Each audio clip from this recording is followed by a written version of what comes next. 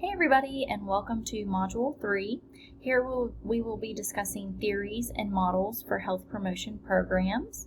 So this module focuses on the importance of using appropriate theories or models to inform many decisions in planning a program. Theories are important to program planners because they provide information about why people are or are not engaging in health-enhancing behaviors, what factors to consider when selecting strategies, and what factors to look for when evaluating a program. What theory will help you as you develop your program? So that tells you we're going to go all into detail about theories today.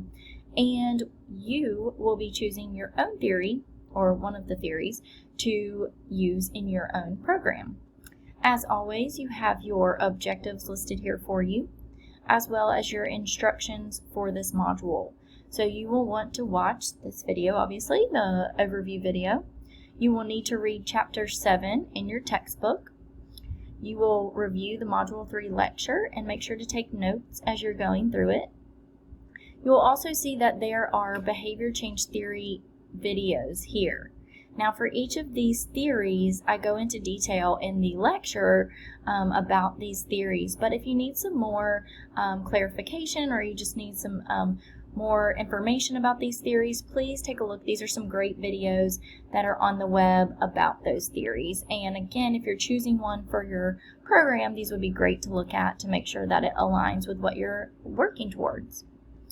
Okay, so what you'll do this week is, as I mentioned, you're identifying a theory to guide the development of your program. What you're going to do is identify and define the theory you'll be using to guide the development of your program. In the same paragraph, you're going to identify the key constructs of that theory. You'll explain why this theory is a good fit for your program. You'll identify the specific constructs of the theory that you will focus on in your project. Do you want to focus on just one? Are there a few constructs that work for your target? Do your constructs have a relationship? And explain how you will use these constructs as you choose strategies for your program. You will need to identify a few interventions or sessions that you would implement in your program to target those key constructs. You will also be completing the Module 3 quiz, as well as completing discussion board post number 2. So number 2 here is about writing the rationale. You will read a page in your textbook and you will identify strengths of the rationale, weaknesses of a rationale. You're going to give us information about the steps in writing the program rationale and what should be included in the content. So read over your discussion board 2 post.